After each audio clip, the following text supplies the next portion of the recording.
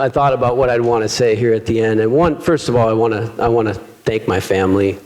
So, yeah, I couldn't be doing any of this without my family, and I'm very thankful to them. I also want to thank my staff, my amazing staff, many of who have been with me the entire time. The entire 12 years, I've been so blessed to have them by my side. And so many things that got done that they did that I get the credit for.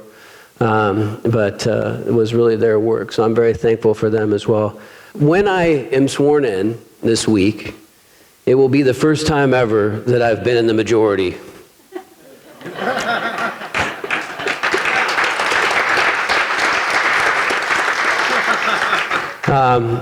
When I came on the Board of Supervisors, I was the youngest, and we were, in the minority as a rural part of the county.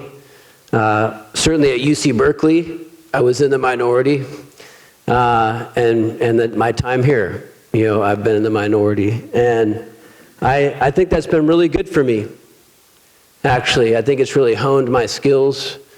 It's helped me to understand how important it is that minority voices are heard, and that's why I've always been such a champion of that, and that we be treated fairly. And so, going into the majority, that's certainly something I will take with me.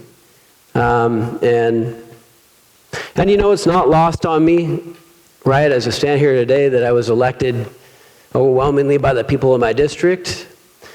And if things go to plan, my district really won't be able to elect a person of their choice.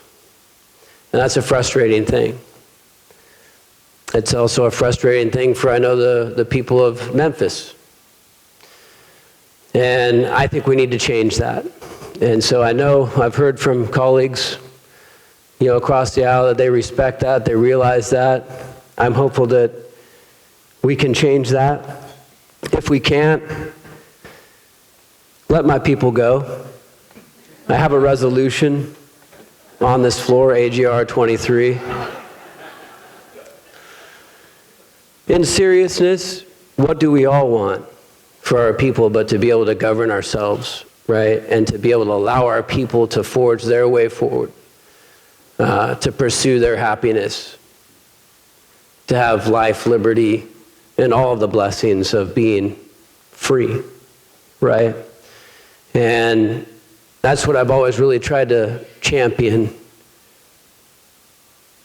In the time that I've been here, you've probably seen me in a lot of different capacities. Maybe some you felt were positive, some that you felt were maybe not so positive. And I do appreciate my colleagues that I've had some heated banter with. I appreciate you, I really do. I'm not mad at you. and you know that I have no hate in my heart. I just don't. I never have. I fight hard for the things that I believe in. And certainly advocate for them hard, but I always leave the door open for relationship. And I think that's the thing that if you take anything from my time here, it's that, hey, he stood for his convictions, he fought for his people, represented his people well, that I was always down for a righteous cause, even if sometimes that righteous cause went against the grain, or even against party. Or allies, and I'm proud of the work that I was able to do on that front as well. And I would encourage you, hey, surprise people sometimes. That's okay. But the biggest thing, through all the things that maybe you've seen in me, I hope that the biggest thing you saw in me was Jesus, and not the flesh. That's always at war with the Spirit. I didn't always know the words to speak, and sometimes it was God who gave me the words to speak, and I hope that resounded. I hope that was heard. We're all flawed individuals. Our work here is worthy. They're good things, but they all pass away. They all pass away, and the most important thing is God working through us. And if there's anything that I can give, the greatest thing I can give to someone is to say that God loves you, that Christ died for you, and that he wants to give you water, living water, that you'll never thirst. And that has been very central to me. And I'm thankful for the many conversations that I've had with people across this aisle. You know those conversations. What people see in public is not always what we know in private, between people who are in this arena and who are fighting. And there's always this dichotomy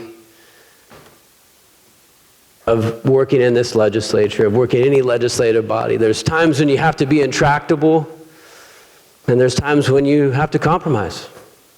And there's an ebb and flow, to this work. There's a time when you want to be united, but there's a time when you really feel like you got to be divided. And I've navigated through that as best as I could. And so I hope what ultimately you saw out of this work product was Christ in me, the hope of glory. And I know I have brothers and sisters on this floor that I've been proud to serve with on both sides of the aisle. And I've been proud to stand against what we see as evil and not being afraid to call it out. And I've seen that in the members of this body, and I've respected it. I love and I hate this place. I love it because of those moments that we've had. And I know there has been those times where we've come together where I think I've felt like I was heard, and where I think we did good work as a body. Always remember, this institution is the most important. The legislative branch is the most important branch. Fight for it, defend it, use your power. It is the most important branch, but right now, nationwide, it's the weakest. And that's a problem. Let's make it stronger together. And I think, I see that I know I see the heart of that from many of the people that I've served with and have had the pleasure of serving with.